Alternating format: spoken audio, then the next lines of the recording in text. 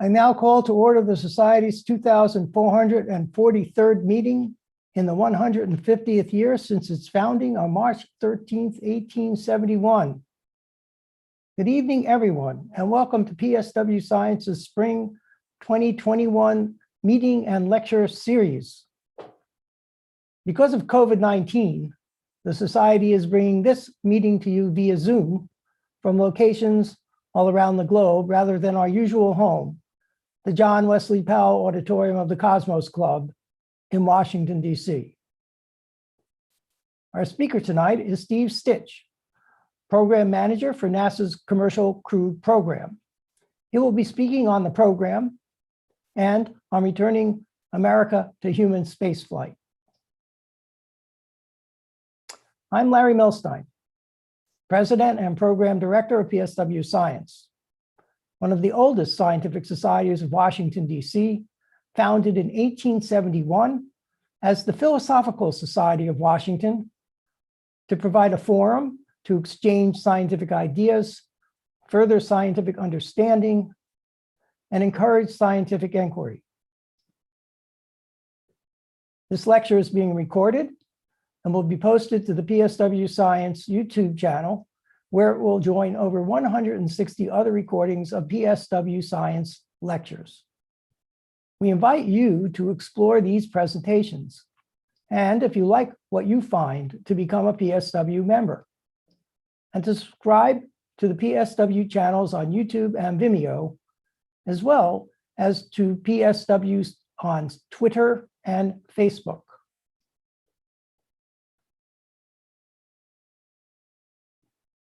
The Society is grateful for the sponsorship of the 2020-2021 lecture series by the Policy Studies Organization in cooperation with the American Public University and by a donor who was asked not to be named.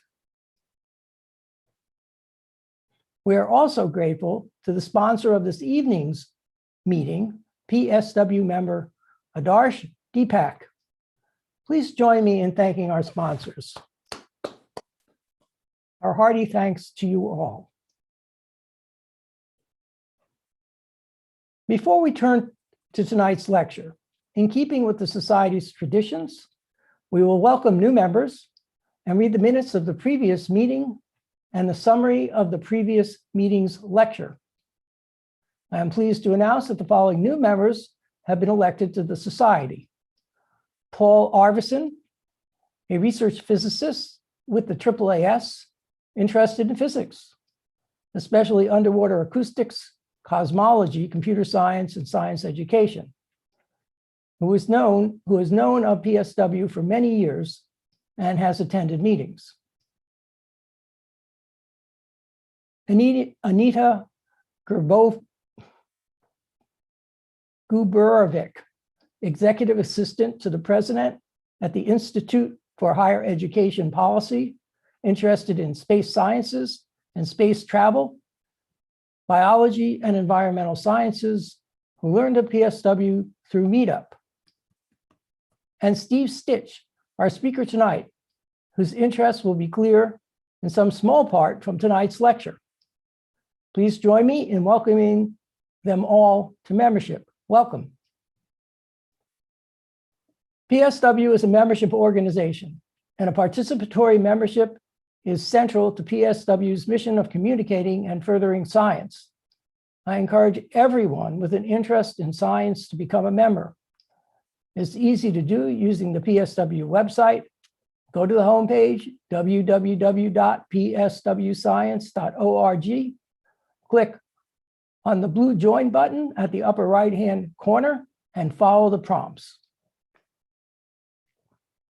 New members are welcomed. PSW Science is a 501c3 charitable education and professional organization. Dues payments and other donations are tax deductible.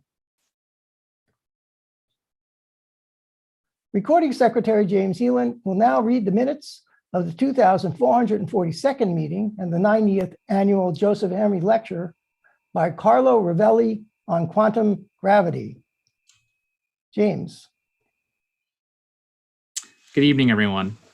On June 4th, 2021, by Zoom webinar broadcast on the PSW Science YouTube channel, President Larry Milstein called the 90th Joseph Henry Lecture and 2,442nd meeting of the Society to order at 8:02 p.m. Eastern Daylight Time.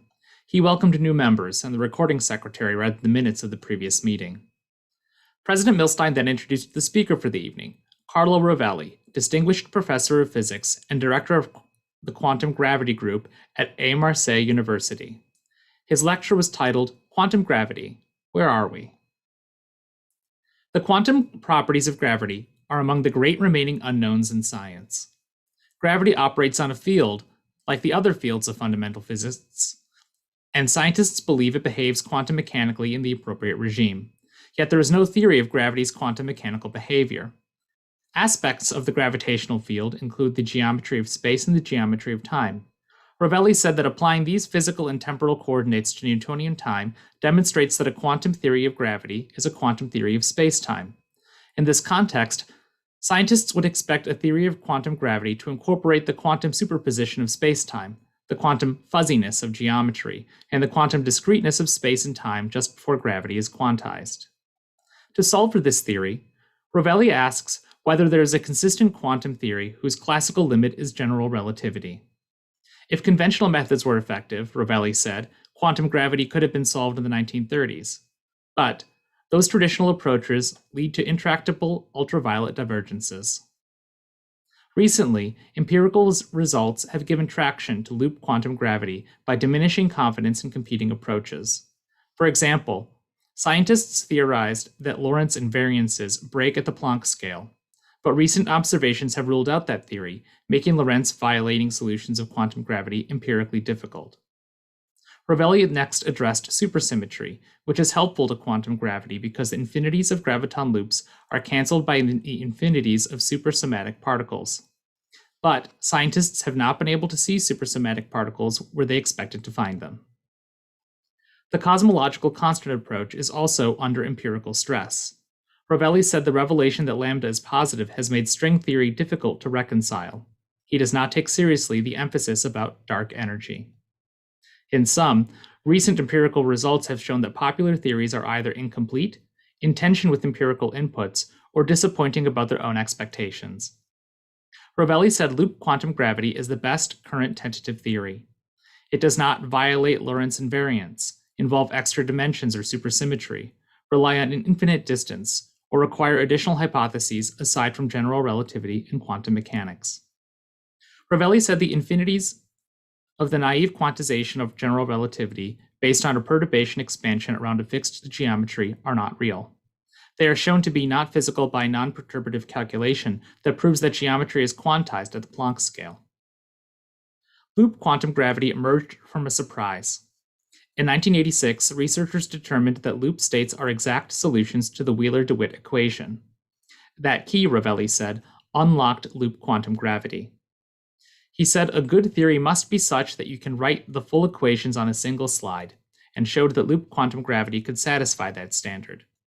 He then described the basic equations and the concepts of spin networks, spiroforms, the big bounce, and white holes. In spin networks, the volume of the quanta of space and the area of their surfaces have discrete eigenvalues, which have ultraviolet finiteness. The geometric variables describing a single quantum of space do not commute, a characteristic of the quantum fuzziness of the geometry. Spin networks also can be in superposition. In other words, spin networks give a complete mathematical description of a quantum physical space. Applying loop quantum gravity machinery to cosmology leads to the conclusion that at high density, there is a pressure due to quantum effect that slowed the collapse of the early universe and reversed it into a big bounce. Rovelli's current work applying loop quantum gravity to black holes suggests they can quantum tunnel and become white holes, which exude rather than trap information.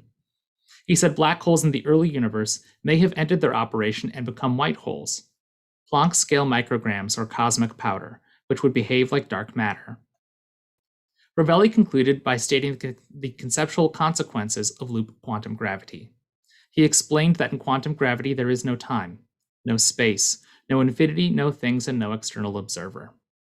He then answered questions from the online viewing audience.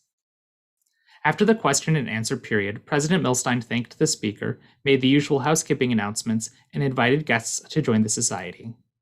President Milstein adjourned the meeting at 10:10 p.m. The temperature in Washington, D.C., 28 degrees Celsius. The weather, partly cloudy. The number of concurrent viewers of the Zoom and YouTube live stream, 133, and views on the PSW Science YouTube and Vimeo channels, 1,058. Respectfully submitted, James Heelan, Recording Secretary. Thank you, James. Excellent job on challenging subject matter. The minutes will be posted to the website in due course. Please send any corrections or comments to corresponding Secretary Robin Taylor at correspondingsec@pswscience.org. A video of the lecture is available for everyone without charge on the PSW Science YouTube channel, the PSW Science Vimeo channel, and it can be accessed directly from the PSW Science website.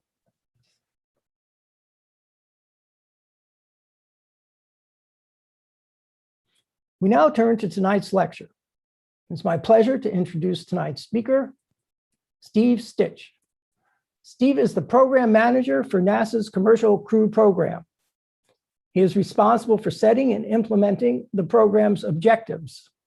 He sets strategic vision and provides management guidance in the areas of policy, planning, contract management, program processes, and organizational efficiencies. He also leads collaborative relationships with the program's partners, SpaceX and Boeing, and with other involved organizations such as the FAA. In more than 34 years with NASA, Steve has also served as, among others, Deputy Manager of the Commercial Crew Program, Director of the Exploration, Integration, and Science Directorate at the Johnson Space Center, and Space Shuttle Flight Director. Among other honors and awards, Steve was named Federal Engineer of the Year at NASA, awarded the Silver Snoopy, received 3 NASA Exceptional Leadership Medals, and also was awarded numerous NASA Outstanding Performance and Group Achievement Awards. Steve earned his BS in Aerospace Engineering from Texas A&M University. All questions will be fielded in the Q&A session after the lecture. The screen is the speakers.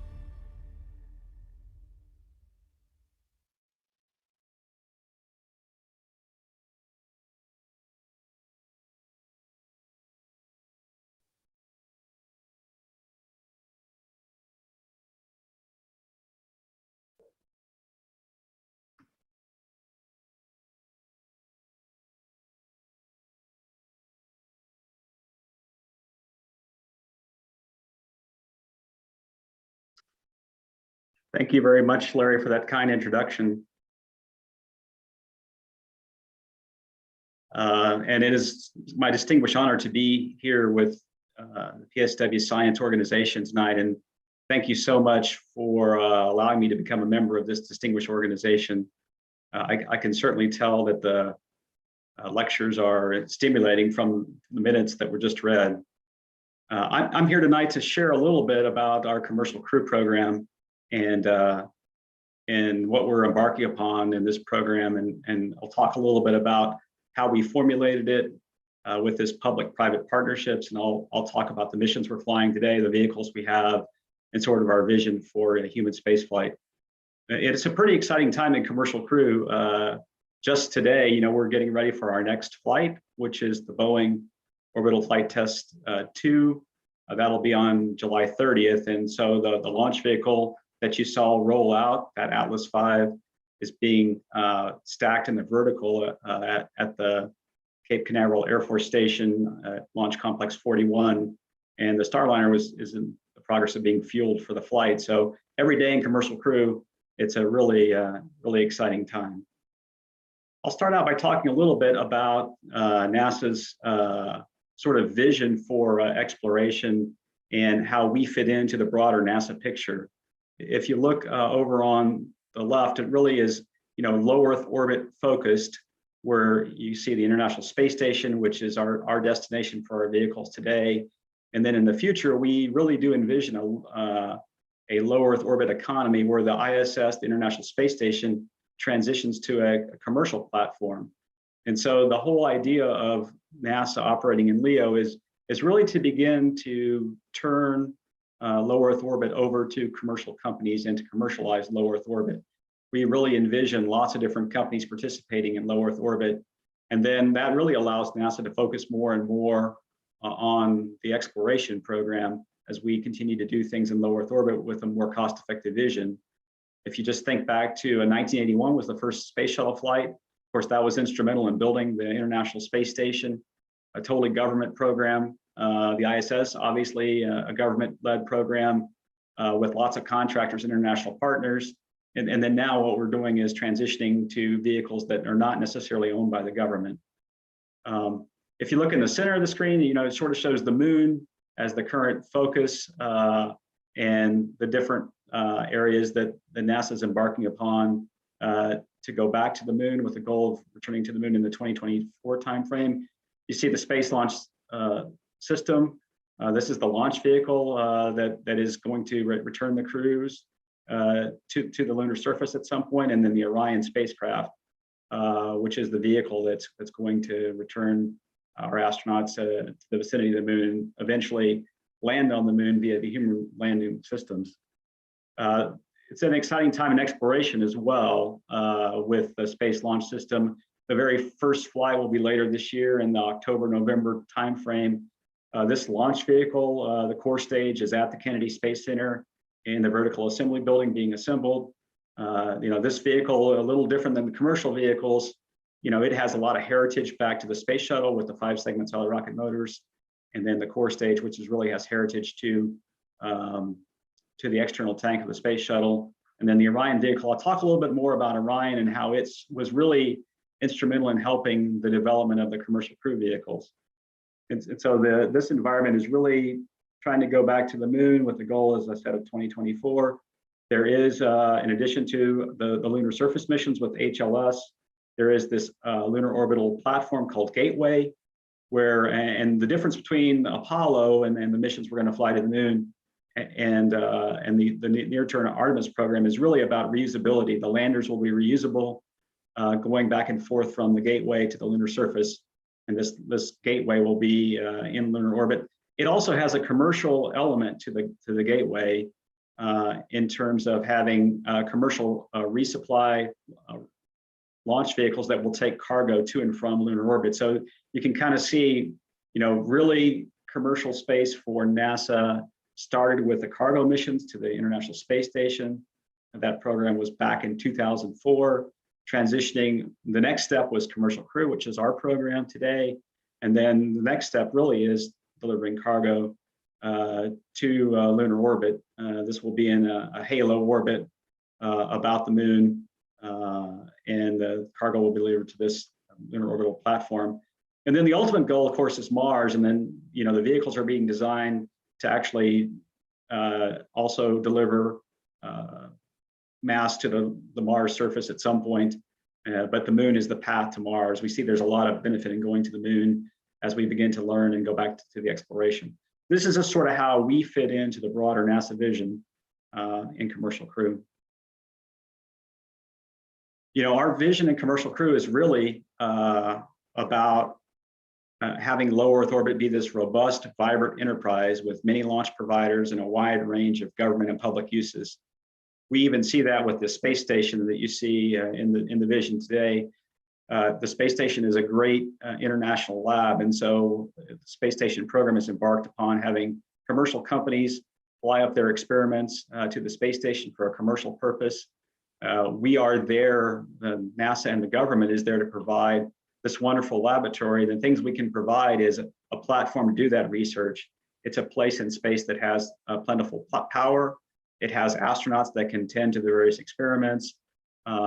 We can deliver cargo in the cargo vehicles to and from International Space Station and get data and the experiments down very easily through a really big pipe of getting data down to the ground. So a lot of the experiments are actually on the space station and operated by scientists in universities and labs all across the country through a way that they can command their experiments on the space station. And so the space station, I think there's a whole story about the space station and commercial spaceflight and how it really has been the anchor and the enabler for commercial spaceflight. One of the aspects of our program that's different is, although we are very focused on the International Space Station today with our vehicles and the way we travel back and forth and send our crews to the space station, but it really is helping us focus on the moon mission. And one of the things our program has done is really, it's a new way of doing business, and I'll talk a little more about that, but it reduces the cost of access to space. We are letting industry innovate and take advantage of their skills and deliver a service to NASA that then drives the cost down versus a more traditional NASA approach where we would levy many specifications and requirements on a contractor, and they would deliver a system to those specifications. So today, this new model is we will levy a certain number of requirements, certainly make sure the vehicles are safe to fly our crews to the space station and return them safely to Earth, but then do it in a little bit different way. Additionally, we really have two different purposes. We have a NASA purpose, and that really is today to safely transport our crews back and forth to the International Space Station. And that's what we've been doing. If you've been watching our flights, we've flown 3 crewed missions over the last 11 months, all SpaceX missions, starting with the Demo 2 flight, and then ending in April with a flight to the space station as well. But that is the NASA purpose. We really need these vehicles to take 4 crew to the International Space Station to carry powered payloads, which allows for a lot of great science that has to be chilled to very cold temperatures, and then return that science back home to the Earth to the various investigators. But the public purpose is also to support this LEO non-NASA market for commercial human transportation services. So it really is to have non-NASA missions. And we'll talk a little bit more about those later on. That's our public purpose, is to really, since we don't, in the past, NASA would contract with various vendors and own the vehicle. The vendor would deliver that vehicle back to NASA, and then we would operate that vehicle with usually our ops control teams. And then that vehicle was owned by the government. These vehicles are owned by the private sector, primarily owned by SpaceX and Boeing. And then they can take those vehicles, as long as they still can meet our mission demands, they can take those vehicles and use them for other missions to low Earth orbit. So it's this dual purpose of really forming this LEO economy, and then also supporting our NASA missions, which is a significant departure from the way NASA has managed programs in the past. Our approach to this endeavor with Commercial Crew is really to define this end-to-end transportation solution. And so where we're different from previous NASA programs is, for example, for the Space Shuttle program that I supported for many years, It was a totally government-led effort, although we had contractors deliver the major components, the space shuttle orbiter, the main engines, the solid rocket boosters, and the external tank. But we had different contracts that went out for different pieces of that transportation system. Here we ask industry for an end-to-end transportation solution. So they would be responsible for the whole mission. So they needed to have a launch vehicle, the launch pad, the spacecraft that ferries the crew. They needed to have all the ground infrastructure to assemble and test the vehicle. They also needed to have the mission control operations for the launch and also on orbit. We had clearly stated safety requirements as well as we laid out the program. And I had the pleasure of leading a team back in 2010 when commercial spaceflight, human commercial spaceflight really began to take off with when the Obama administration proposed this commercial model. And so I had to sit down and think about, well, what are the safety requirements? And when we did that with the team, it's much like for spaceflight, what would you have? And the parallel would be, what would you have on a commercial aircraft? So you get on an aircraft, there's an oxygen system that comes down if you lose cabin pressure. There's emergency lighting. There's life rafts should you land in the water, flotation devices, fire extinguishers, that sort of thing. So I had to sit down and think about, well, what are the safety requirements for these vehicles, and what kind of requirements do we want? And we turned out that we just, we wanted a very robust abort system, and I'll talk a little bit more about that. All the way from the launch pad to orbit, we wanted the ability, if the launch vehicle had a problem, the spacecraft could safely return the crew to Earth. We wanted certain safety requirements for having fire on board or life raft, those sorts of things. If the atmosphere was contaminated in the spacecraft, it had to be able to purge the atmosphere from a contamination type event. Those are the sorts of things that we had to think about, put into the requirements. Also, how much redundancy and reliability do we want in? How many safety systems do we want in the spacecraft? So we had to lay all that out. We then had competitive selection of the service providers, and we'll talk about that process in a little bit of how we ended up with Boeing and SpaceX. These were firm fixed price contracts, so quite different from human space flight. In the past, we've used a cost plus model where the government would pay the contractor for all the materials and all the analysis and any labor that they did. Well, these contracts were milestone based, to where the government only pays the contractor if they meet a certain milestone, which has a specified criteria. And then if they don't meet it, then the government doesn't pay that milestone, which was a dramatically different approach from what we've done in the past. And we use that for the development of the vehicles. We use that also today when we contract for a mission to the space station for our 4 crew. We used it for testing. We used it for operations. We used it for the whole thing. And so what this meant was, not only did the government have to have an investment in the vehicles and in the service, but the contractor also had to have that as well. We really wanted competition, and that's why we ended up selecting 2 providers, and that was a big theme through the whole way. What we really see is competition drives down the prices. It also drives innovation, and it drives some unique solutions that maybe NASA might not have thought of.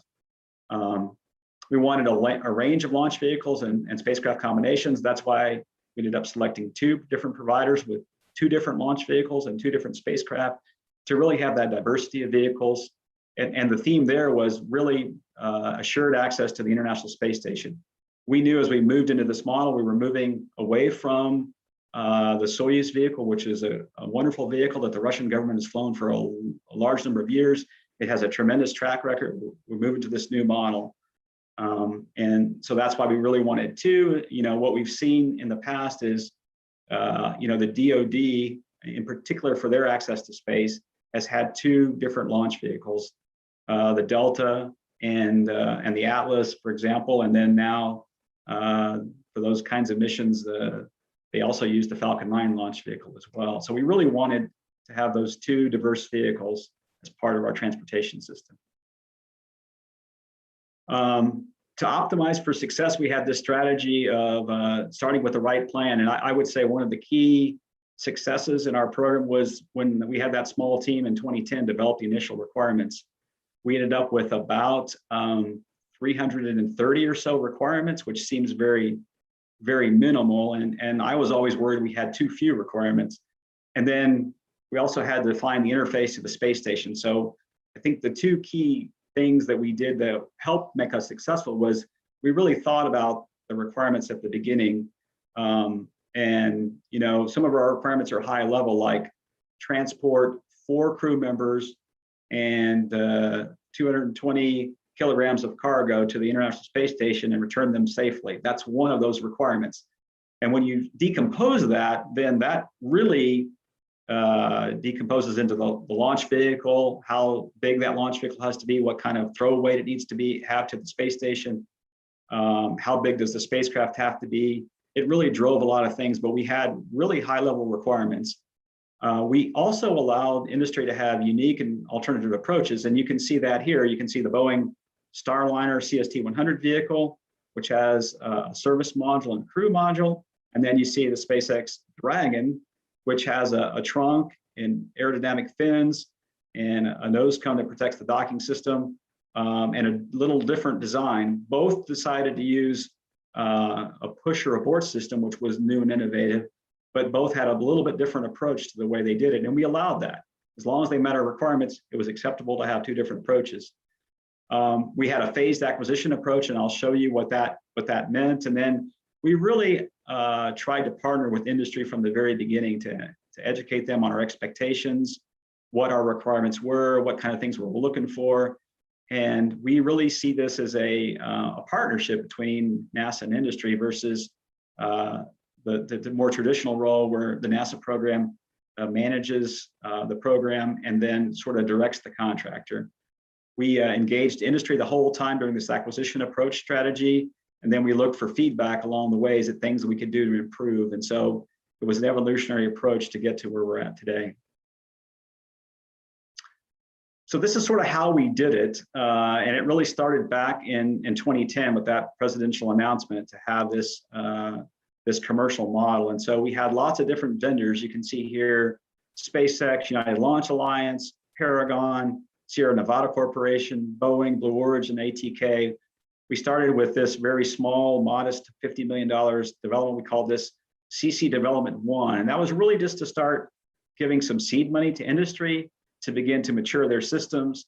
We weren't at this time asking for a full end-to-end transportation system. We were just looking for each company to continue to mature their designs and their goals.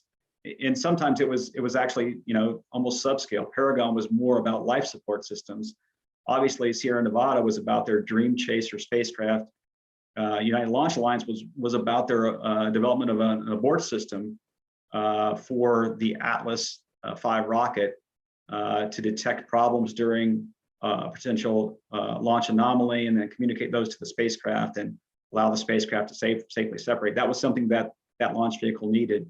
And then ATK was looking at a different kind of launch vehicle at the time. So this was really about seed money, and then we moved into another Space Act agreement, CC Dev 2, and then eventually toward bigger contracts, and I'll talk about these in a second, where these are really small, $50 million, $315 million spread out, then a little more focused on a transportation capability, integrated capability, about $1.67 billion, a small contract to get feedback on their requirements, and then this is the contract that we're operating today called Commercial Crew Transportation Capabilities Contract, and I'll talk more about that. So this is a little bit of how this went. CC Dev 1, we had a smattering of money giving to these different companies. At the time, Boeing and Sierra Nevada got almost $20 million each to then mature their systems.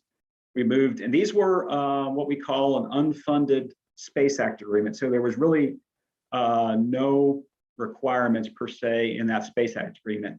So the contractors got to propose to this solicitation what they wanted to work on and what they wanted to mature. And you can see here, obviously, Blue Origin was wanting to advance their capability with their new Shepherd, Dream Chaser for Sierra Nevada, and obviously, Boeing had their vehicle that they really wanted, the Starliner vehicle they wanted to advance. And so we moved into a little bit bigger CCDEV2 a few years later, and then started to really start to seed a few of the bigger providers like Boeing and SpaceX and Sierra Nevada to mature their systems. We moved from that into this ICAP contract, which was a bigger contract where Boeing had a $460 million award, and then SpaceX almost the same amount of money, and also kept Sierra Nevada along as we went through that development. And really what we were trying to do here is have 3 viable companies as we went down to this final selection for the transportation capabilities to be able to down select. And so this again is seeding industry with starting to deliver their vehicles and maturing their systems. And what we found out with industry is they really needed this in carrot, the transportation capabilities contract, which was the big contract, which we awarded in 2014 to Boeing and SpaceX, $4.2 billion. This contract also guaranteed them test flights and then missions to the space station, and that was hugely important. What we found with industry is when you're looking to build a capability, they really need to see a number of flights that they could deliver services to before they will make major investments. And so this is where you really start to see industry making the major investments for the tooling to build the spacecraft, tooling for the launch vehicles, and how they're going to set up their infrastructure to operate. And so this contract was hugely important, knowing that this was coming for the contractors to move forward. The CPC certification products contract was some feedback. Again, this is a Space Act agreement. We got feedback on, we gave them feedback on their approach to meeting our requirements. So here we have requirements out for this big contract at a document called 1130, and then a document called 50808, which is the Space Station Transportation Integration Requirements. I think another big key success to our program was the space station had a well-defined interface. We knew exactly what we needed to dock.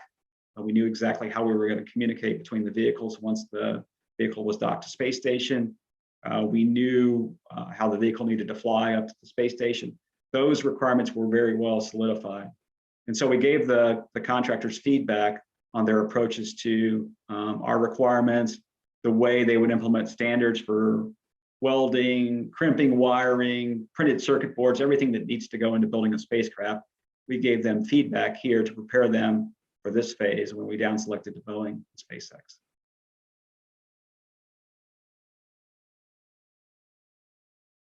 So let's see, I've talked about this approach of giving a minimum safety requirements to guide their architecture. We had these formal documents that I talked about that we put out and allowed the contractors to give them feedback on those. We had technical standards that we needed them to meet. In other words, for a parachute system, for example, they needed to be able to sustain a failure of one of the main parachutes. One failure in that design, all the way through, whether it be a drogue parachute, which helps slow the vehicle down while it's up higher as it begins to prepare for landing, and then the mains, which are the ones that allow the vehicle to land safely, either in the water or on land. So we had these technical standards that we released to industry, and we wanted they could actually come forward and propose their own standards as well. So this was different than a typical NASA approach, where NASA would have a program would put out their standard for the way we want them to do structures, for example, and they had to meet every one of those requirements. Well, here we asked the contractors to, and we knew many of these contractors had their own standards within the company of how they do welding, how they manufacture printed circuit boards, how they do structural analysis, how they do fracture control, how they do many other things, and how they do avionics and meet all the requirements for having a robust avionics system. So we allowed those contractors to provide their standards, and we would look at those standards, compare them to the NASA standard, and in many cases we actually allowed the contractor to use their own standard. I talked about the ISS design reference mission that we had and the technical requirements. We had released these requirements pretty early out so industry could see what we were thinking. I think this was really important. And then we got feedback through request for information, and then the certifications product contract. I think this feedback loop between what NASA was thinking and industry was thinking was maybe a little different in the past. NASA kind of went off sometimes on its own and sort of had a design in mind, and then they levied the specifications for that design. Then the contractors built and tested the systems to those standards. So this was a little bit different approach, which I think was successful. And I think the feedback loop from getting that feedback from industry was hugely important to try to see what were big drivers for cost and what were big drivers for maybe the technical specifications. We allowed innovation as well. We allowed, for example, SpaceX doesn't always use space-based avionics systems. We allowed them to look at using automotive grade electronics parts, for example. And we went through a process where we looked at those and figured out a way to certify those for human space flight. So we had quite a bit different approach in many areas. And I think that helped drive costs down and helped make us move quickly through the program. This is that certification product contract that I talked about early. We really promoted the delivery of interchange back and forth. We really wanted to give the contractor feedback where they weren't potentially meeting, and this had to be if you go back to where we were, the contractors are now in a Space Act agreement phase, which means there are no real requirements on that Space Act except milestones that we pay. We had to have a contract to give them this feedback. We sort of iterated with the contractors on certification relative to our NASA requirements. We looked at their cert plans. We looked at their verification and validation plans. We have a very robust hazard report system where they have to control all hazards with respect to the space station and then crew safety. We were able to give them over 10,000 comments on about 800 products that they delivered. And this was helped sort of set them up for the next phase where we could see where they were meeting a requirement or where they might fall short. This phase was hugely important. And then, we felt like one of our objectives was to use our crew, to use our NASA expertise to really help the partners in areas where maybe they may not have totally had the experience base. So we had veteran astronauts. You can see Doug Hurley, who was the commander of the Demo 2 SpaceX mission, and Bob Behnken. They actually spent a large amount of time out at SpaceX for many, many years prior to their flight, not only in a typical training capacity, but helping SpaceX design the interior of the cockpit, the display system, the control system, the seats, the suits, anything that really touched the crew. That was an area where SpaceX had done a great job with cargo, but they needed a little bit of expertise from NASA. And so we really provided that expertise, human in the loop testing as well, what's good enough in terms of displays and how you can fly the vehicle was something that we really did. We shared all of our best practices and we offered advice in a very collegial way. The same thing with Boeing. Sonny Williams and Eric Bowe spent a lot of time with Boeing developing their cockpit systems along with Chris Ferguson, who was the commander. And at one point, the Boeing commander of the first crewed flight test, we actually allowed the contractors to propose, if you think about aircraft development, the first person that flies an aircraft that's developed by one of the contractors, whether it be Boeing or Airbus, is usually a company pilot. And Boeing had that same model with having a company astronaut, Chris Ferguson, be the first commander and lead that development. You can see Bob Behnken and Mike Hopkins, Victor Glover here working with SpaceX. They also spent a lot of time out at SpaceX as well. And so we really were helping to prepare them where the contractors needed advice and help, not only from the crew, but also in technical areas from NASA. We would share that information that we had gained from 50 years of human spaceflight experience with the contractors. Huge partnership across the government. So we have a partnership with the Federal Aviation Administration, for third-party indemnification, and really the big change is The mission licensing for launch and reentry today for the SpaceX flights that were flying to the space station, Crew 1 and Crew 2, those are licensed through the FAA, not NASA. So the test flights, NASA is responsible for public safety. We transitioned over to the FAA, and we worked hand in hand with the FAA to transition from the test flights, for example, the Demo 1 test flight and the CFT test flight for Boeing, over to these FAA licensed flights. The DoD, a lot of synergy with the DoD for the launch flows at the Kennedy Space Center and the Cape Canaveral Air Force Station. Also, we use the Department of Defense for crew rescue. We decided that the government would take upon the task of rescuing the crew in that day where there was an anomaly where the crew had to return home somewhere on the Earth. We would take that on with NASA. FCC and NTIA for communication, and then spectrum clearage. And then the differences on these flights, like the post-certification missions like Crew 1 and Crew 2, NASA would not be the investigation authority for an anomaly. It would be the NTSB and the FAA, because that's the jurisdiction that licensed those flights. And so, again, this is helping to move to this commercial model where we would like to see lots of people flying into space through the FAA, through non-NASA missions.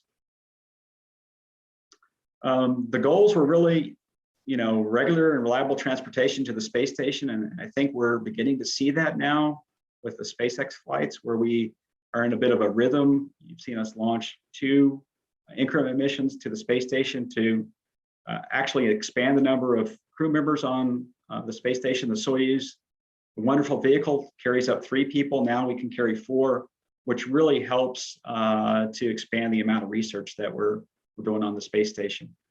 And the real goal is to really increase the science. And so that 4th crew member means more time on the space station for science and research.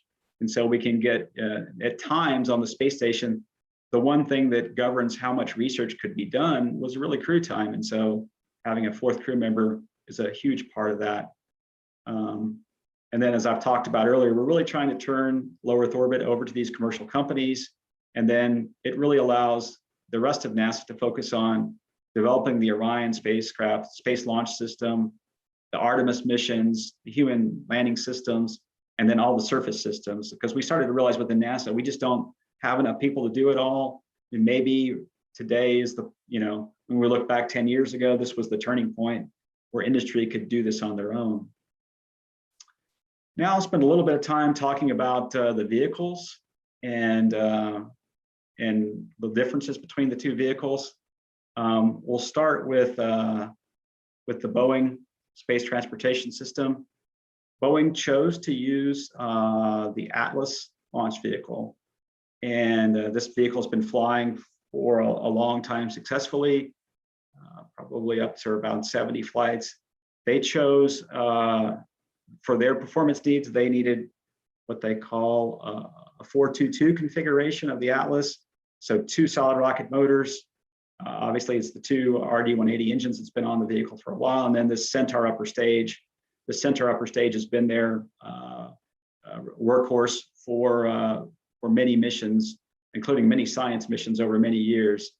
One difference is for us, we use 2 RL-10 engines on the Centaur. We needed the extra performance to lift the Starliner. And so there's 2 RL-10 engines on the Centaur. And then there's a unique launch adapter for the Starliner vehicle. And you can see this little skirt that kind of extends down over the Centaur. And we had to put this skirt in place during a certain part of ascent. There was some loading and moments put on the Centaur. This is a pressure stabilized stage that's been flying for many years. So we had to extend the skirt down to push some aerodynamic loading down on the Centaur to get within the loads environments. So Boeing and ULA designed this skirt, which allows also the launch abort engines, which sit down in the skirt to fire should there be an anomaly during ascent. The rocket's about 171 feet tall, and of course, this stage is a LOX RP with the 2 RD-180 Russian engines. And then the upper stage is a LOX hydrogen upper stage that's been flying for a long time. So this is the vehicle that the Boeing chose, and they chose a partnership with United Launch Alliance. And we let them freely choose that as long as they could meet the requirements for aborts, which was to safely get the Starliner off the vehicle and safely return the crew should there be some kind of anomaly with the launch vehicle. We'll move to the Starliner spacecraft, which you can see. This is actually the Starliner that's going to fly here on July 30th. And again, we let Boeing decide exactly what design they would like to fly. They decided to leverage a lot of components from Orion. So the shape of the capsule is very similar to the Orion shape, and what that allowed Boeing to do is use the Orion database. You can see the hatch where the crew would enter and exit. There's a window in the hatch right here. This is what's called the ascent cover. This gets jettisoned during ascent between once the first stage burns out and the second stage ignites. This ascent cover is jettisoned. It protects the docking system and the rendezvous sensor system inside here.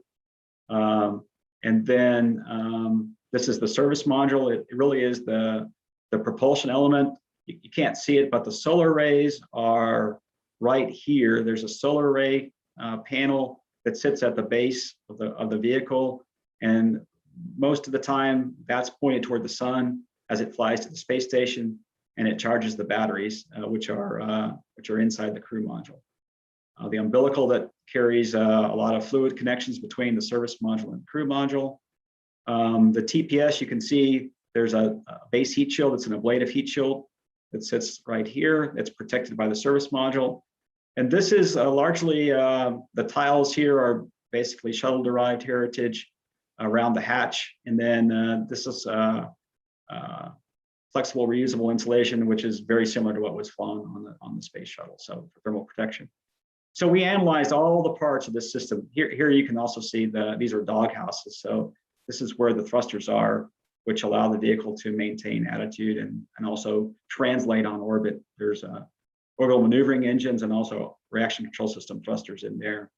And the service module separates during after the deorbit burn. So there's OMAC engines are used to deorbit the spacecraft. Then this service module separates, and then the crew module is what returns home. And so you can see when I'll talk about the SpaceX design, this crew module returns home and is reusable. That is the Boeing design. This service module actually re-enters the atmosphere and burns up in the ocean. And in order to not follow the ground track for the crew module, the service module actually has to do a disposal maneuver. So once the crew module and the service module separate, there's a series of burns that happen to make this retrograde burns to put this in the ocean. You can see Boeing chose to, their primary landing is to land on land using airbags, which is a new innovation for human spaceflight. This was the orbital flight test that flew in December of 2019, and that vehicle landing out at the White Sands Space Harbor, where we used to have a shuttle landing site. So they chose this land on land, use the airbags. They have a pressurant system that feeds nitrogen into these airbags.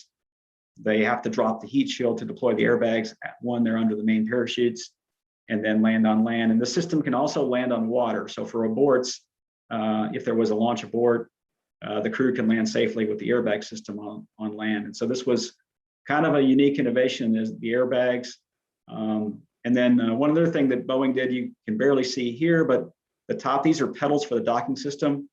We allowed the contractors to use a NASA-developed docking system called the NDS, NASA Docking System. It also is the same docking system that's being used for the Orion spacecraft. So there's heritage to Orion here, but Boeing chose to use this docking system. SpaceX chose to go their own way and develop their own docking system. The difference is this docking system can accommodate the Starliner mass and also the Orion mass, so it's a very flexible and unique docking system. And then the launch pad here, Boeing and ULA had to construct this crew access tower at Complex 41.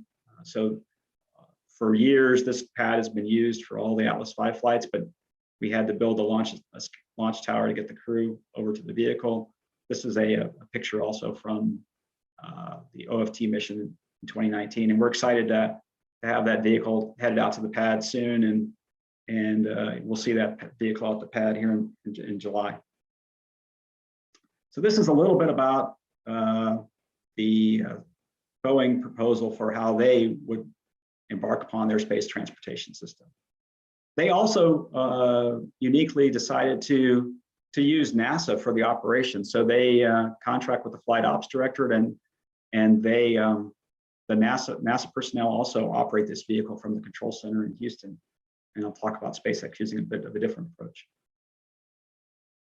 So here's the vehicle that maybe people have seen quite a bit flying. Of course, this is the Falcon 9 launch vehicle that SpaceX has been flying for some time now.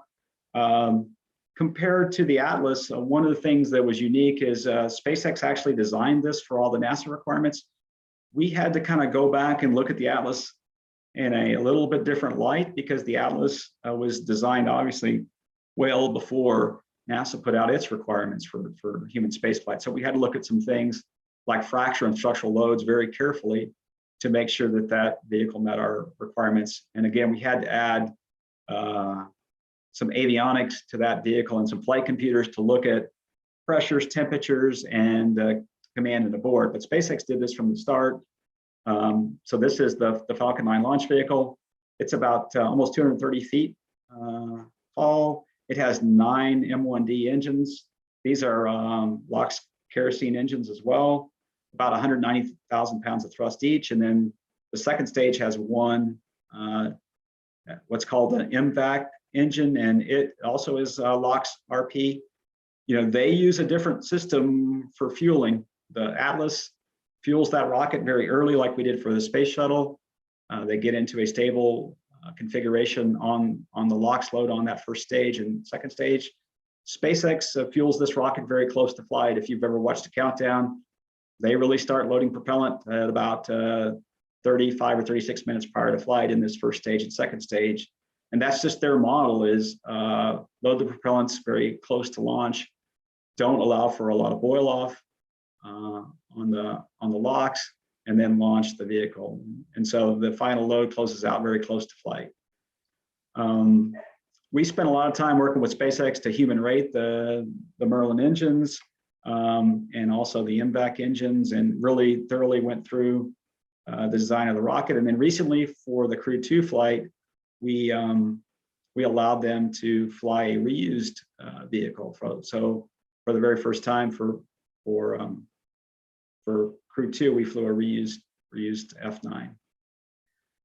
The Dragon in this upper picture, this is the Dragon spacecraft. You can also see a little bit of difference in the way that the contractors have decided to integrate the vehicle on the launch pad.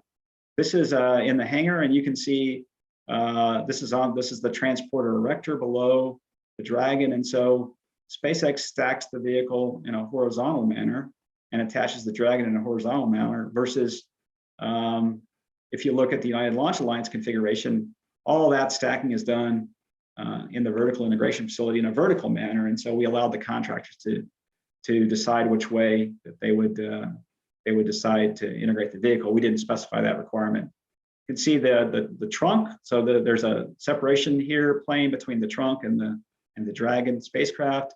These are solar arrays on one half of the trunk.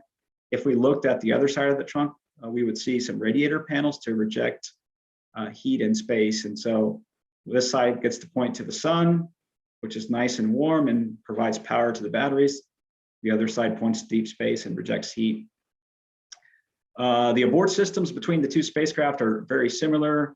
You know, SpaceX has what they call Super Draco engines in each of these pods. Inside here, there's 2 engines per pod, and they're all the way around the circumference of the spacecraft at 90 degrees. We have the Super Dracos to escape. If we go back to the Boeing vehicle, there's 4 launch abort engines inside this service module that then would allow the spacecraft to have enough thrust to escape a rocket that has a problem. SpaceX has these on the outside, and one difference, obviously the trunk is jettisoned in orbit and burns up later on. this spacecraft is what returns. And so SpaceX has a trunk they leave behind and return almost all the propulsion systems. The Boeing design leaves the service module off in an orbit that re-enters and then goes into the ocean. You can see the SpaceX docking system on the front, and then this is the nose cone that opens, and these are four what's called Ford bulkhead Draco engines that are used for propulsion to insert the vehicle into orbit. These are also used to deorbit the vehicle on the very front of the Dragon. And this is a unique design. I haven't, when I first saw this, most of the time propulsion is at the back of a spacecraft, but they have an innovative design with four Dracos here at the very front used to insert the vehicle into orbit. And then here is the docking system that they've designed and built. And then we actually tested this to make sure it meets all of our specifications. You can see at the bottom, this is one of the two Dragons. I don't know if this is actually from the last flight, the Crew 1 landing, but you can see they've chosen a water landing, and they have a recovery ship that they own, and then they go recover the vehicle. For the first time, if you watch the Crew 1 landing, we landed at night, and the SpaceX team did an incredible job getting to the vehicle and getting it on this recovery ship, which they own. It was about 30 or 40 minutes to get the crew out of the water onto the recovery ship. And once they get here, we can open the hatch and get the crew out. You can see the ablative heat shield, very similar to what Boeing and Orion uses. And then you can see this is what's called a SPAM. It's another ablative material that protects the rest of the spacecraft from re-entry heating. They have a couple of windows on the side. Boeing has a more of a forward window. We let them, again, trade that for whatever they need for piloting. So both the companies can trade that. And then here you see, this is the Launch Complex 39A, which was originally was an Apollo launch pad. Then it was a Space Shuttle launch pad. Now Boeing leases this from NASA, and they had to put a crew access arm, again, on this launch tower. It's much higher than the shuttle launch access was. And they use this same tower for the cargo missions. They can load cargo in a cargo Dragon. So they have a cargo Dragon that is very much like the Crew Dragon. The trunk's a little different. The trunk on the cargo Dragon can actually hold payloads inside of here. And in fact, if you follow the current cargo flight called CRS-22 on Space Station, it has some rollout solar arrays, a new solar array technology, which the astronauts will be installing in a sequence of EVAs. They had one EVA on the 16th. Another is planned for, let's see, Sunday on the 20th to go do those. And so SpaceX is leveraging their crew vehicle and cargo vehicle, which are very same now. From a NASA perspective, that's wonderful. What we see SpaceX doing is sometimes flying new technology on the cargo vehicle first. For example, they flew a battery upgrade, and we were able to follow that on the cargo vehicle first, and then we can move it over to the crew vehicle as well. And then, if you think about these two vehicles that I talked about compared to Orion, a little different mission. Orion's designed for deep space. These are designed for low Earth orbit. So Orion would need a little more propulsion. The Orion spacecraft is a little bit bigger in terms of volume. These spacecraft are designed for a very narrow mission: transport 4 crew to the International Space Station and return them. And then the vehicle serves as a lifeboat during that 6-month mission. So it's more of a camping trip, I would say, in these vehicles. They have a ability to have hygiene and food and that sort of thing. But the crew typically spends about 24 hours in the vehicle on the way to the space station, which you would see here as it comes up to dock. And then the landing is anywhere from about, depending on the trajectory, about 6 hours from undock to landing would be about the soonest for Dragon, and it could be up to 20 to 24 hours. So they don't spend a lot of time in the spacecraft, and about the same for Boeing, typically about a 24-hour rendezvous and maybe a 24-hour return. Just to show a little bit about the crews that are flying, this is the crew for the crewed flight test. for Boeing, Mike Fink, Butch Wilmore, and Nicole Mann. Everybody probably knows these faces of Bob and Doug, the return to human spaceflight back in May. And then we also have many crews in training. This is the Crew 1 crew that just came back, Commander Mike Hopkins and his crew. And then you see the crew that's on station right now. And then this is the next crew in training as well. So we really ramped up in about the last year from the focus was on the one flight with Bob and Doug to now we have a flow of flights that we have to then keep the space station sustained and staffed. This is the commander for the next flight, Raja Shari, and the other mission specialist as well. And then this is the Starliner crew for the their first flight to the space station as well. And then so we have a total now one crew. This crew is here debriefing. This crew is on orbit. This crew is training for Crew 3 in October. Kjell Lindgren, the commander for Crew 4, which will be likely in the spring timeframe, and then the Starliner flight as well. So we have multiple crews in training. So we really ramped up from a development, astronauts really helping with laying out the cockpits, to now lots of crews in training.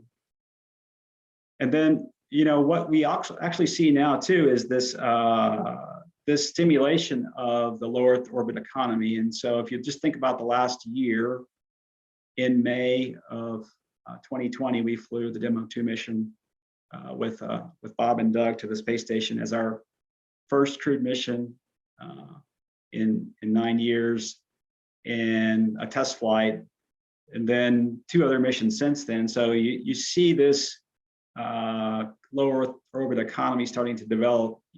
Axiom has a flight plan with SpaceX with private astronauts early next year, in probably the first quarter of next year. They want to fly a crew of 4 to the space station for a short mission.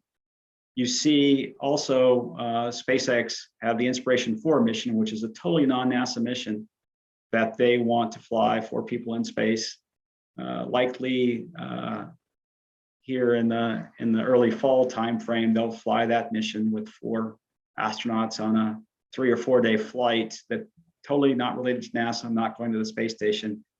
You see Jeff Bezos also flying a suborbital flight, and you see that, and you see also Virgin Galactic also doing their suborbital mission. So you sort of see how this economy was stimulated by what we've done in commercial crew, and what really was part of our goal is to see these private astronaut missions, and NASA is adapting to how to have a private astronaut mission, how to have crew members come to the space station safely and do some work there, and how that works out. We've actually have deals with them on what they can use at the space station and supplies and so forth. And so it's kind of an exciting time as you see this low Earth orbit economy starting to take off. And then eventually, if you look at space.com in March of this year, we are looking at some point down the road, as space station retires toward the end of this decade, maybe a private space station, a commercial space station, where an entity would propose a business model to where they could own and manage a space station, and NASA would be an anchor tenant of that space station. Challenges going forward, right now, coordination across the agencies, who has jurisdiction and responsibility for low Earth orbit. Typically that's been NASA. We don't have good transportation safety requirements that are non-NASA, and so we're working with the FAA to get those established. Who's responsible for on-orbit ops? Clearly the FAA has jurisdiction for launch and landing. Who is responsible for on-orbit? Typically that's been NASA. Liability and the regulatory framework for on-orbit is something that's a challenge as well. And this is something that we work a lot of, and I have to be careful in this presentation on what I discuss, because the contractors really would like to protect their intellectual property and their trade secrets. And so data rights is a big issue that we work all the time what can we share from the contractors with other entities. Even back to NASA programs, sometimes something we do in the commercial crew, which might have applicability to Orion, we have to work through the intellectual property because SpaceX and Boeing want to protect that. So this strategy we laid out is really this foundation for NASA to acquire our commercial transportation services. It was built and started in 2010. We built it with industry. We worked hand in hand with industry. You know, we're starting to see some success with SpaceX delivery of crews to the International Space Station. I'm very confident that Boeing will get there as well as they do their orbit flight test in July and then work toward their crewed flight test next year. You know, one way we look at things is the only way I'm successful is if our contractors are successful and the contractors see it the same way. So it's this unique partnership between NASA and SpaceX, NASA and Boeing, with the space station program as well. So, you know, we really have embraced this model, and it's taken some learning. I think we are still learning on how to do it. We can still improve some other areas. And then, you know, we're just very excited about the missions, and the nighttime splashdown in particular was unique and innovative, and we were still learning. You know, at the Demo 2 landing, we had a big surprise with the number of ships in the area, and as we landed off the coast of Pensacola. For the night landing, we had a much better plan with the Coast Guard, and you know, this was the first time we had a night splashdown in the ocean since 1968, which but we were able to convince ourselves that it was safe, and the weather was just a beautiful day. So it was a really nice day. And that's all I had. I will offer to our audience questions at this time. So I'll turn it back over to you, Larry. Okay, thanks. If you can stop screen sharing. We have time now for the Q&A session. Zoom participants can raise their Zoom hand or type their question in the Zoom Q&A panel. I will call on Zoom participants in turn to unmute their mics and ask their questions. And if you're a Zoom participant who wants to ask a question, but you don't want to ask it aloud, just please put that in text and I will read your question. YouTube viewers can text questions to the YouTube chat box, and McQueen will relay them to me, and I will read those questions aloud as well. So I will start from mystery person.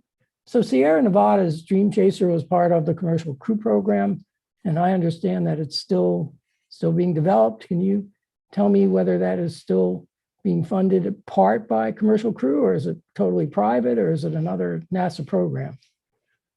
Yeah, really good question, Larry. You know, Sierra Nevada still has the goal of evolving the Dream Chaser to be a human-capable spacecraft that can launch humans and return them.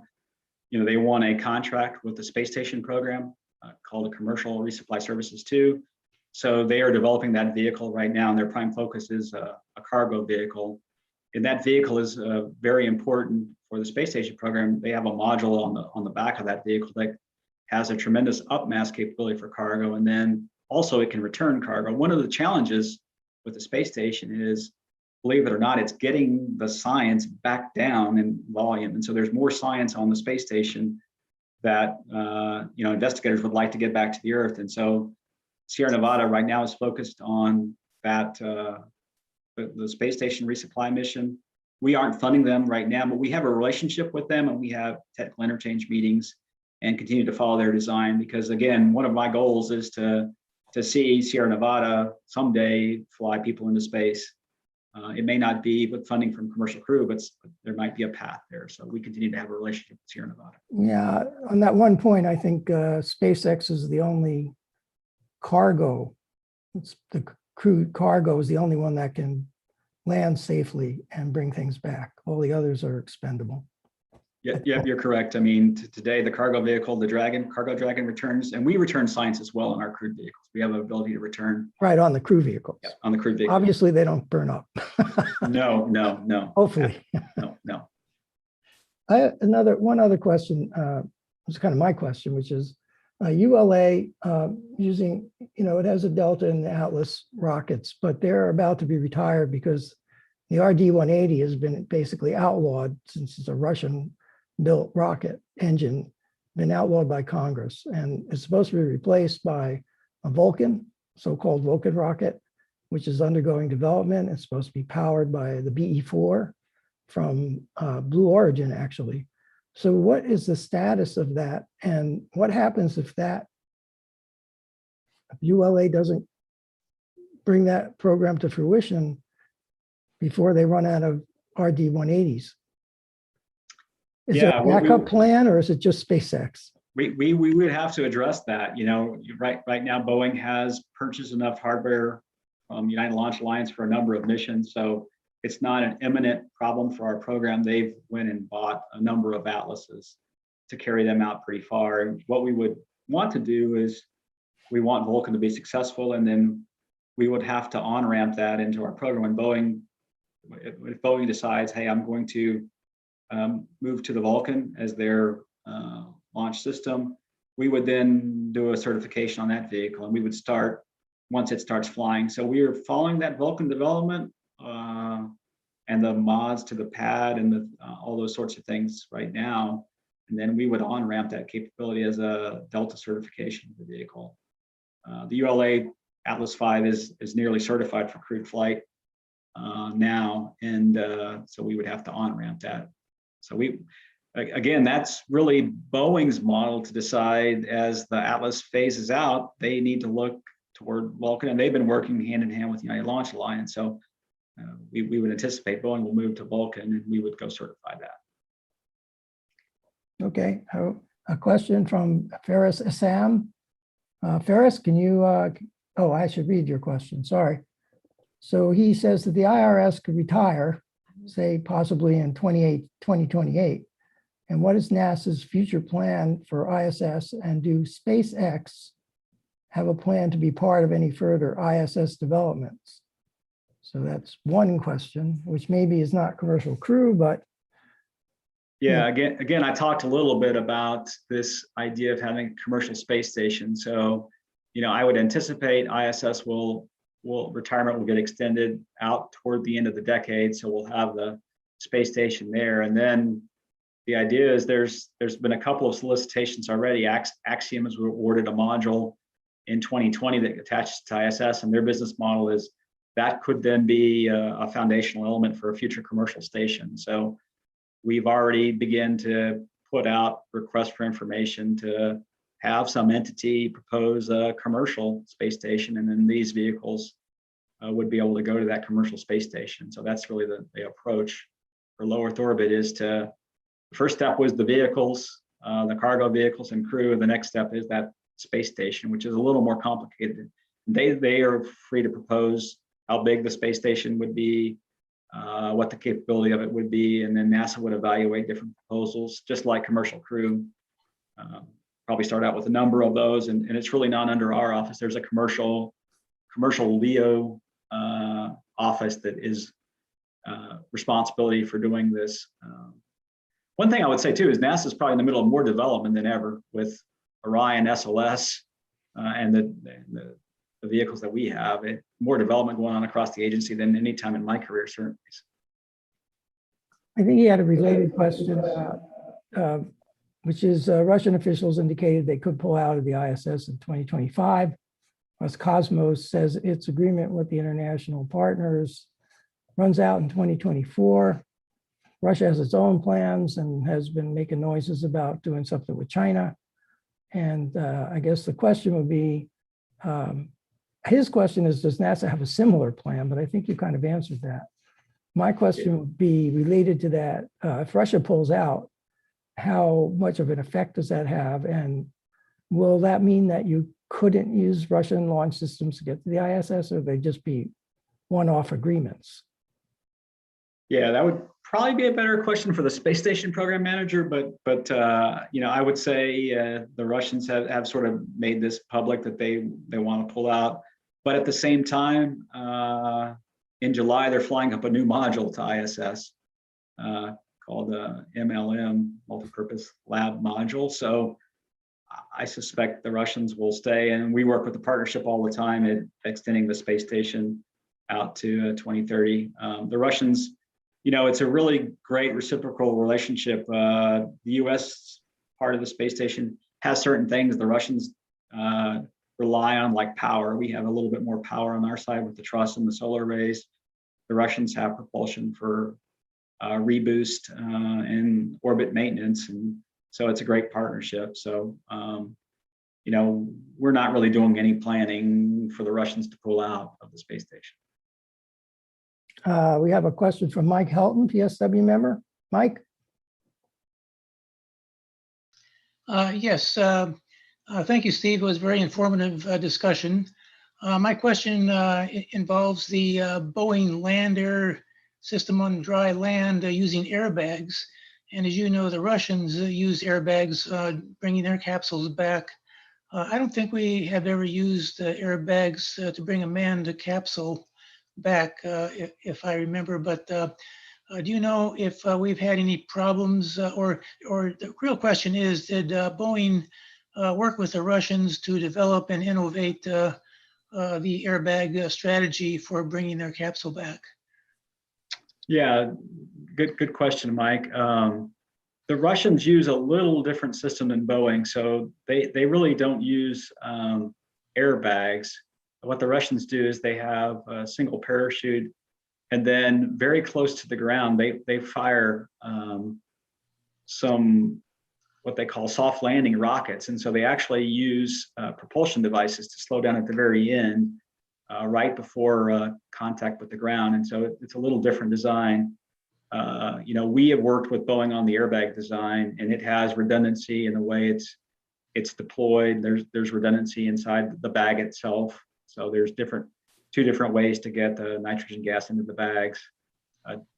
Redundancy in the separation of that heat shield, which then allows the airbags to unfold. We've tested it quite a bit in landing tests at Langley, and then there was a pad abort test in November of 2019 that tested the landing on the airbag system.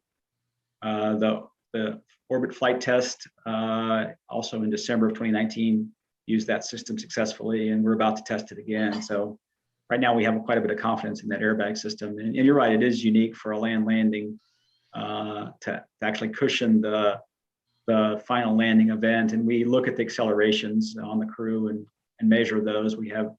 There'll be a anthropometric test dummy in the vehicle, just like there was on the orbit flight test, to measure the loads on the human. And so far it looks very promising. So. Okay, thank you very much. To those, the inflatables, when the craft lands and the weight of the craft comes down on the inflatables, does some of the air go out to cushion? Absolutely. Yeah, so it's a sort of, well, I forget what you call it, but it's like a shock absorber. Bounce. Yeah, like a shock absorber. Think about a shock absorber where the air, that system inflates.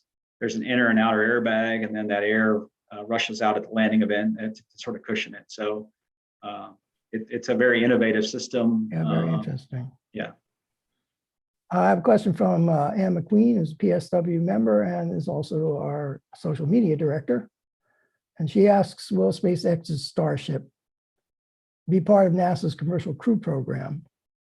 And when can we expect orbital test missions of Starship? And what's the timeline for crewed missions aboard Starship to LEO? And yeah, right now they are not part of the commercial crew program. They have proposed a derivative of Starship. They may propose that for other NASA programs. And we'll just have to see what they're doing. So right now we don't intend to award them a contract. Has there been much interest? Or they're not quite there yet? Yeah, well, they're not quite there yet, and they could propose for other NASA contracts as well, Starship, if they wanted to, in terms of derivatives for human landing systems, things like that. So we follow the development a little bit, but right now, we are really focused on our crewed mission. We have a question from a YouTube viewer, Jorge Aponte, and he asks, how does NASA manage fixed price contracts if they involve a lot of technology that's experimental? Yeah, we would be very cautious. Go ahead, Larry, I'm sorry. Is there another second part or? Oh, go ahead and answer that one. And then we have another one from the same person. Yeah, we try to look at the risk right before we start down an acquisition strategy path. And we felt like there was a lot of debate, I would say, before we embarked upon commercial crew. Should we really use a cost plus contract or a fixed price contract? The cargo vehicles were developed under fixed price contracts. And so we eventually looked at that development and the technology required and convinced ourselves that we could do it under a fixed price contract. We would look at the particular, the mission or the need before we would go use a fixed price contract acquisition for technology development. That might not be the right thing to do. If there was a high risk, it's hard for industry to, if it's high risk, industry typically would not want to put their investment in that unless they saw some payoff or they thought they had the technology somehow in-house within their company. And so it's a fine line between which contract structure you use for which program or which application. Yeah, the question that comes to mind is if the James Webb had been on a fixed price contract, would it have been finished a lot sooner and launched a lot sooner? Or would it have been just abandoned because the technical challenges were just beyond the ability of of those resources? Yeah, the James Webb question. Yeah, the James Webb Telescope.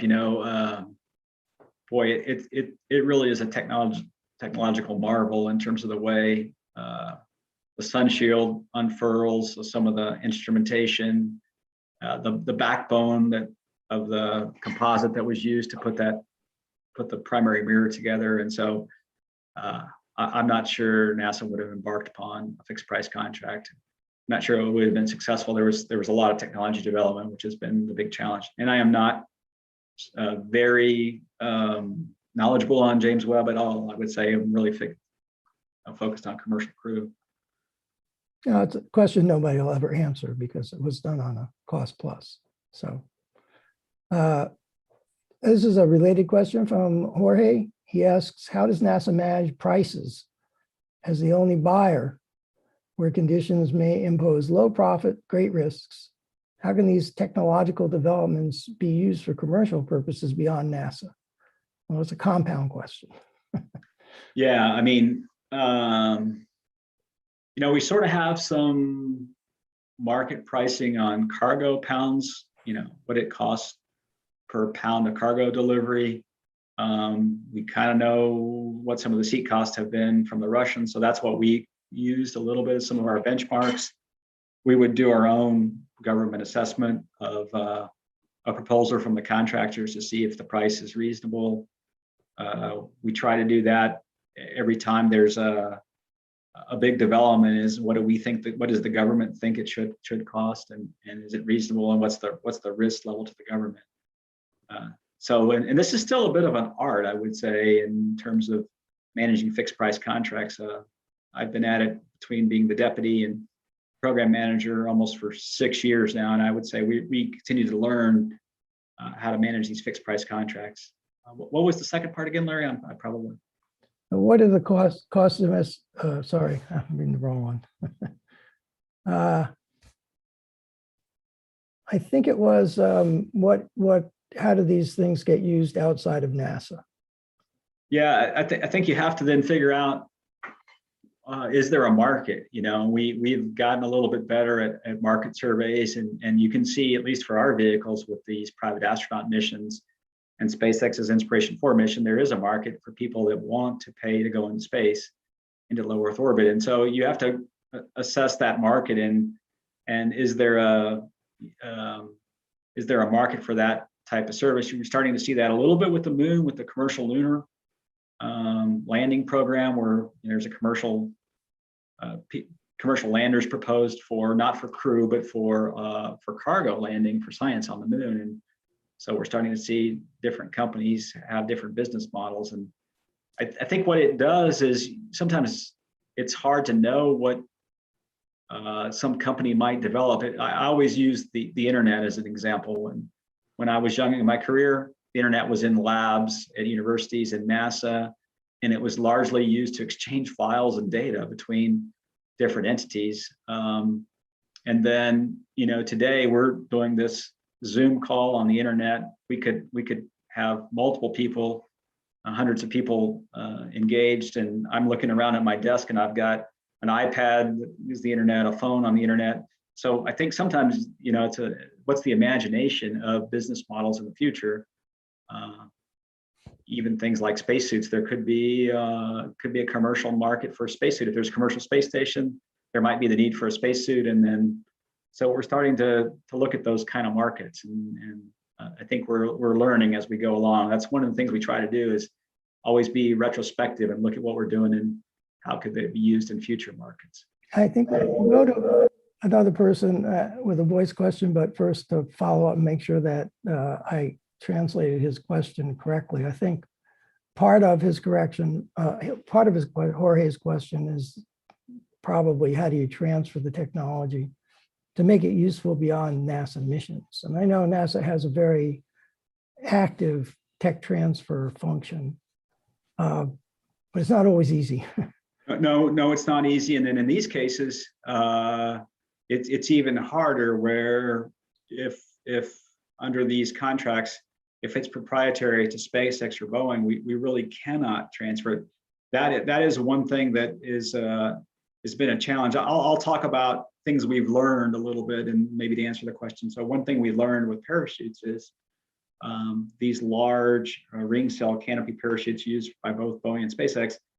We learned that sometimes when they deploy, that deployment is not symmetrical early on, and so the load on one line may be more than the load on another line. And a lot of the literature from Apollo said always assume they're within about 10% all the way around the canopy. Well, we learned through some testing that it was not that, and so that was a new development. How do we then share some of that data with others? Because it was developed on a commercial crew, either under some SpaceX testing or Boeing testing. How do we share that with the parachute community? That's one example where we're working through that right now, because we would love to share what we've learned with everybody in that community. And so we're working through those challenges. When it's a government program and the government owns the intellectual property, it's much easier to share. And that is one challenge, I would say, with these fixed price developments where we don't own the technology. As an IP lawyer, I'd love to see those contracts and see what the clauses are about who owns inventions made pursuant to the funding. But that's a subject for another day. Yes, you can. A question from Frederica Durema, who is formerly the head of Air Force Research Laboratory. Frederica? Yes, thank you for a very nice, comprehensive and very informative presentation. You talked about the successor of ISS will be for commercial developments.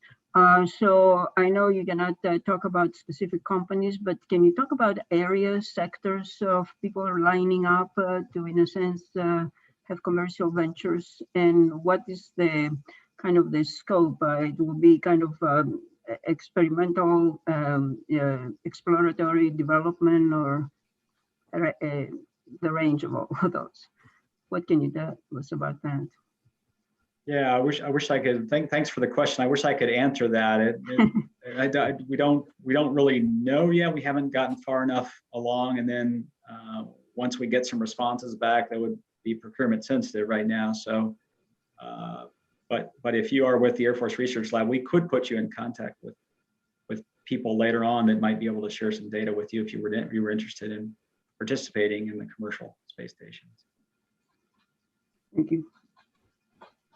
We have a question from Al Ehrlich, another long-standing member of PSW. Al? Yes. He's now at the Naval Research Lab, sort of emeritus. Yep. It's another question about pricing. I just don't understand how it works. I saw some, and early on in your talk, you had a slide with successive steps of various companies taking the same successive step that looked like, to me anyway.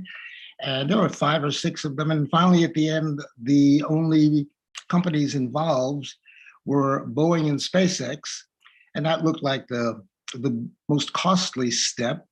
And I noticed during the whole sequence, those two companies had similar costs associated with their steps, but Boeing was always higher. And I wondered, are those the numbers estimated by the company, or did you and your group lay out parameters for what things should cost at each stage? Or how did that pricing work? Yeah, early on, they would propose under those space. So the difference between a Space Act agreement and a contract is Space Act agreement, a company proposes milestones and NASA pays if they meet that milestone. And really, there's no requirements. The FAR contracts at the very right-hand side of that slide were really a commercial contract under the FAR, and so they proposed their prices. Each of the two contractors proposed the development cost and a series of milestones for the development of the vehicles, including, SpaceX proposed a Demo 1 uncrewed test and an in-flight abort test, and also the Demo 2 crewed flight and associated milestones. And then they proposed a cost for each of the post-certification missions, which they're flying now. And Boeing did the same thing, proposed an uncrewed flight test and crewed flight test. And then the values were a little different, and we decided to select because we really wanted this two things. We wanted the competition between the two providers, and because it was a new model, selecting two was a reasonable thing, since fixed price development for human spaceflight was way outside of what we were used to. And then, we also like having that diverse transportation system. We really have three things that made us decide to go with two different contractors, one with a bit of a lower price and one with a little higher price, to ensure we had access to space. And I think we learned that lesson just looking back on a time frame when there was a time frame when many of the launch vehicles were down in the US for various anomalies, and so we didn't really want that for crew transportation. So Was the deliverable at the end roughly equivalent between the two companies? The deliverable in terms of the service, they do meet our requirements. So the cargo delivery, the crew delivery, they meet all the requirements for both providers. And so there's just a little different cost between the two, and it was up to NASA. Do you keep two or do you keep one? We decided to go with two, and I think it's paid off. There's a bit of cost control when there's two, and it may seem strange because neither one would really feel like they have kind of a lock on the market, if that makes sense. So there's Sure. somewhat of a cost control for him. Okay, thank you very much. I didn't understand the system. Yeah, no, and it's tough. And again, this model is new, and we're, every day I learn something new about how to manage a fixed price contract. SpaceX and Boeing. It's probably fair to say there's also a certain amount of congressional impetus having two, because I think there was a contingent in Congress that, hey, they're anti-SpaceX to begin with. And then there was pro-ULA, and then there was a feeling that you couldn't just rely on SpaceX for this. It's too important. And I think you're seeing it again with the moon program. So the human moon lander, NASA didn't have the funds to award a contract to the two contenders. So they only awarded it to SpaceX. And I think Congress pulled it back in and said, you got to have two. So I think there's a little bit of congressional interest in having multiple parties for this, which is good. They're serious about getting us back into space. And if one of the two were to fail, in our case, exactly, I think both Boeing and SpaceX will be successful. But with a new model where the government's not continuing to invest money for schedule delays, if there's a schedule delay, that the beauty of this fixed price contract is it doesn't, the government doesn't necessarily incur more costs. So it was a bit of a, could we really do it for crew. I think it was a bit of an experiment. And so to me, having two was smart. And if you look at, if you even go back to the Apollo development, that there wasn't two command modules, but as they were building a lot of the systems for the command module, NASA would have two different designs to scrub carbon dioxide because they were trying to go fast. So two different vendors would propose two different systems and NASA would down select. I think in some ways we went back a little bit to that Apollo model. It just did it at the bigger level, at the space transportation system level versus a fuel cell or component by component. That brings me to a question which I'm going to sneak in here before I get to Ravi Deepak's question. And that is what's the cost per, let's say, per astronaut trip to the ISS and back on SpaceX? Boy, 90 million, 60 million, 50 million?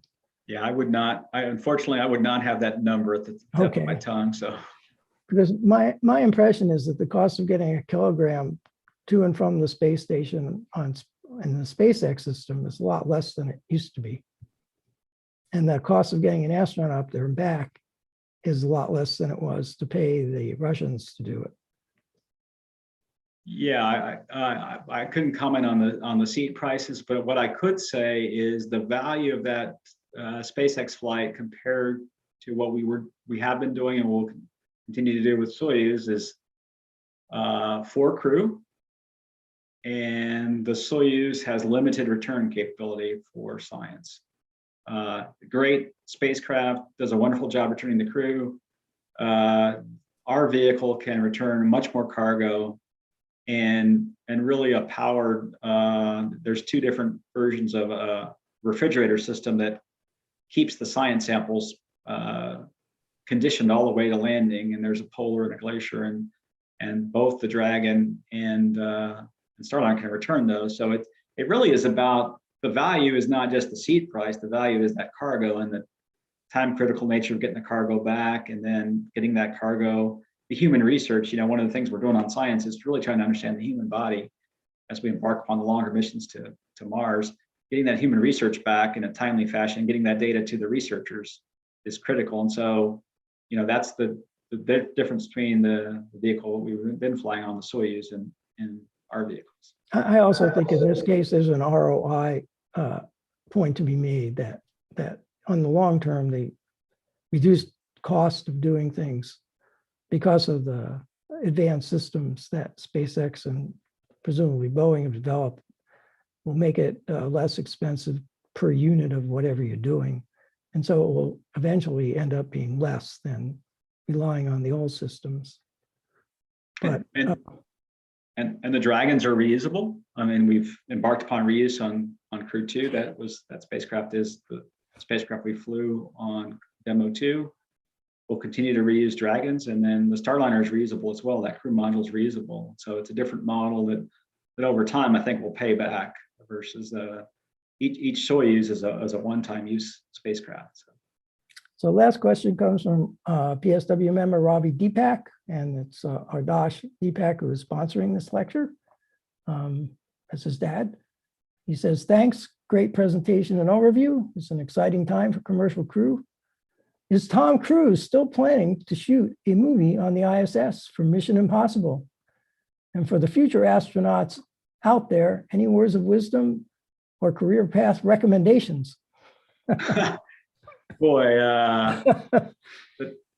I wish I knew whether Tom Cruise was shooting a movie or not. Unfortunately, I don't have the bandwidth to keep up with Tom Cruise. But you know, for future astronauts out there, you know, I would say that the dream is alive, and with the right amount of hard work and pursuit of a technical field in aeronautics or engineering, and then, you know, typically astronauts have some pilot background and some high risk kind of background. We see people that were submariners or test pilots. I mean, that path is out there, and I think you're going to start to see people with different backgrounds. One of the things we see on the space station is sometimes you don't need the shuttle commander type test pilot because the vehicles are very automated these days and you're not landing on a runway. So what you really need is those skills to do science and skills to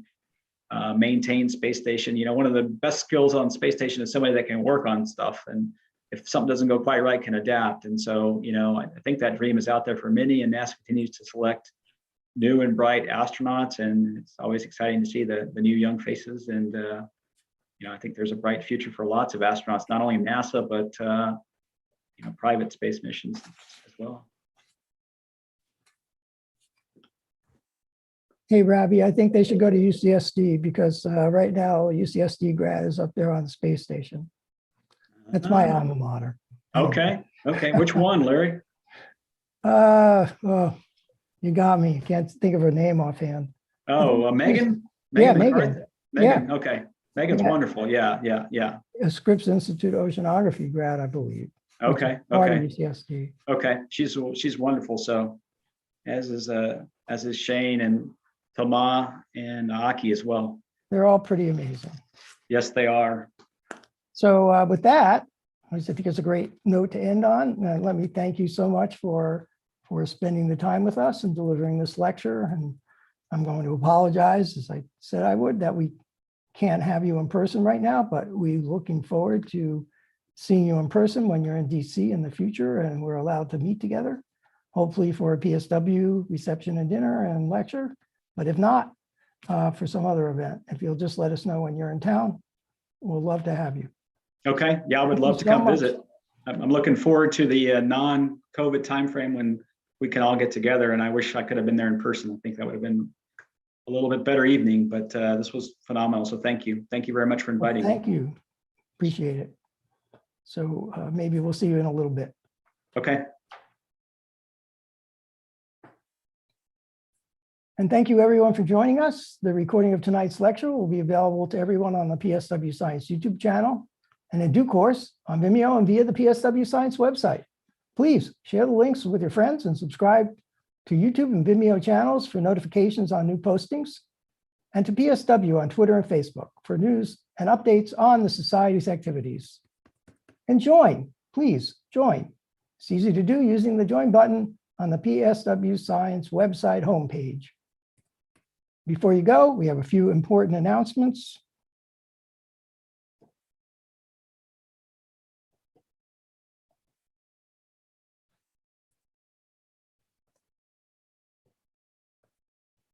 This lecture ends the 2021 lecture series. The speakers for the fall lecture series will be posted to the website in due course. We are looking forward to a very exciting and interesting lecture series featuring more speakers on very large telescopes, quantum physics, space systems and exploration, vaccine development, and many other topics of interest. We're also looking forward to meeting again in person beginning this fall. Of course, this will depend on the Cosmos Club rules at the time and on the rules set down by the District of Columbia. But we really hope we'll be back together in person for all of the fall and beyond.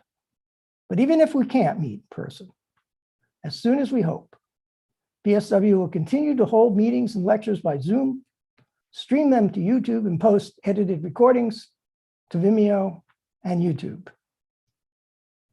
So we hope to stay in contact with you and see you again in the fall. Thank you all for joining us. And with that, last but not least, let's thank tonight's crew, James, Ann, Robin. Thank you so much for producing tonight's event. I will now adjourn the 2443rd meeting of the Society to everybody's own social hour. I wish everyone a great morning, evening, afternoon, or whatever's appropriate where you may be in the world. To all our friends around the world, the meeting is adjourned.